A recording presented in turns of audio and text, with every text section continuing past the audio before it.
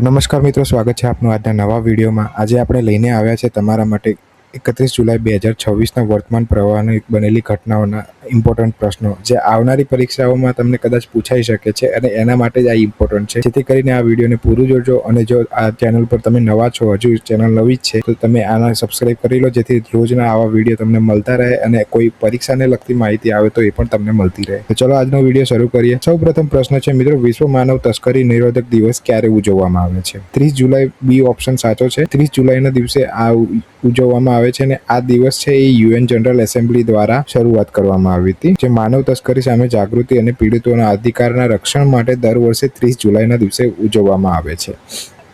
ત્યારબાદ વાત કરીએ બીજા પ્રશ્નની, તો ગૃહ મંત્રાલય અત્યારે સશસ્ત્ર સીમા બળમાં પૂર્વ અગ્નિવીરોની ભરતી માટે કેટલા ટકા પદ આરક્ષિત કર્યા છે? તો આમાં મિત્રો જવાબ આવશે ઓપ્શન સી, 50%।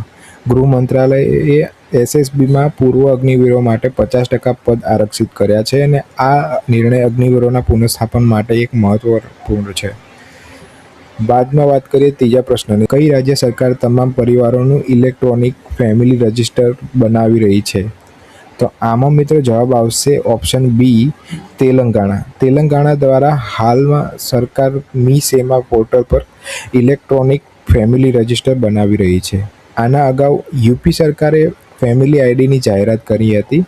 વાત કરીએ તેલંગાણાની, તો એના સીએમ છે રેવંત રેડ્ડી અને ગવર્નર છે શિવ પ્રતાપ શુક્લા।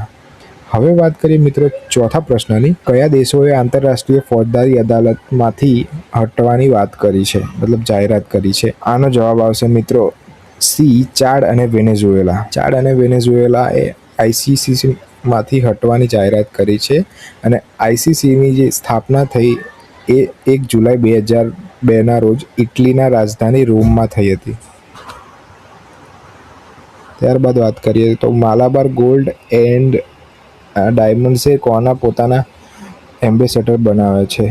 તો આનો ઓપ્શન છે, સાચો ઓપ્શન છે MS ધોની, ડી। MS ધોનીને હાલમાં જ માલાબાર ગોલ્ડ એન્ડ ડાયમંડ્સના એમ્બેસેડર તરીકે બનાવવામાં આવ્યા છે। અને અન્ય વાત કરીએ એમ્બેસેડરની, તો પોલિસી બજાર છે એના માટે અમિતાભ બચ્ચન એમ્બેસેડર બનાવ્યા છે, જ્યારે વિઝા ઇન્ડિયા છે એના માટે શાહરૂખ ખાનને બનાવવામાં આવે છે અને ઇન્ફોસિસ છે એના માટે કાર્લોસ અલ્કારાઝને એમ્બેસેડર બનાવવામાં આવ્યા છે। ત્યારબાદ વાત કરીએ મિત્રો છઠ્ઠા પ્રશ્નની, તો હબ સ્પોક મોડલ જે છે એને શરૂ કરનાર દેશનો બીજો એરપોર્ટ કયું બન્યું છે?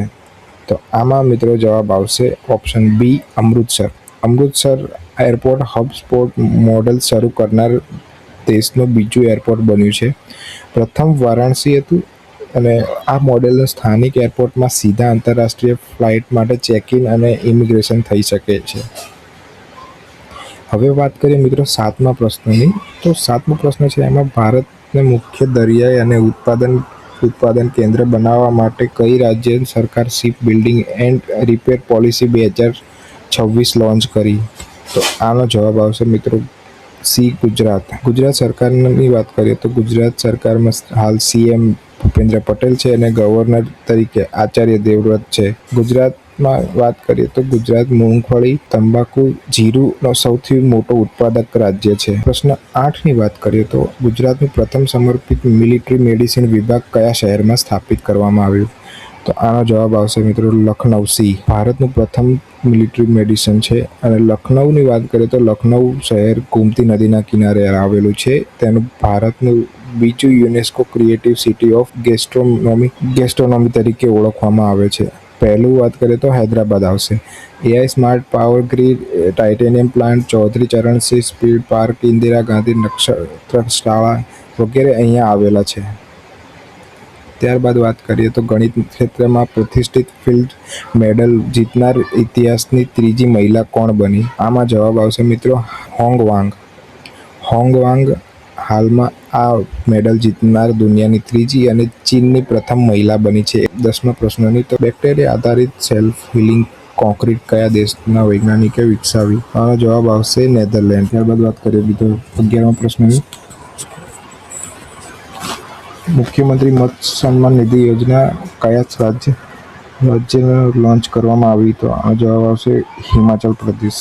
માછીમારો પર પ્રતિબંધના સમયગાળા દરમિયાન માછીમારોને 3500ની સહાય થાય છે. અને હિમાચલ પ્રદેશ એ એપલ દેશ તરીકે પણ ઓળખવામાં આવે છે, એપલ સ્ટેટ તરીકે ઓળખવામાં આવે છે.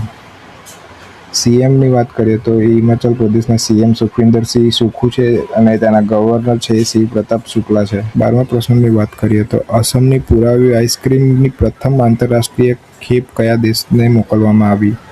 આનો જવાબ આવશે મિત્રો બી ભૂટાન.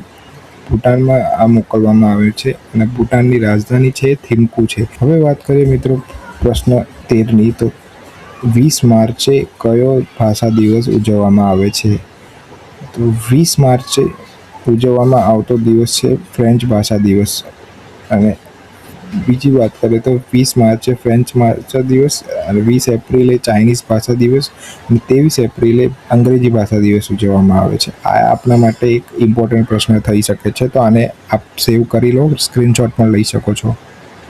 ત્યારબાદ વાત કરીએ મિત્રો 14મા પ્રશ્નની તો ન્યાયમૂર્તિ રેવતી મોહિતે ડેરે કઈ હાઈકોર્ટની પ્રથમ મહિલા મુખ્ય ન્યાયાધીશ બની છે?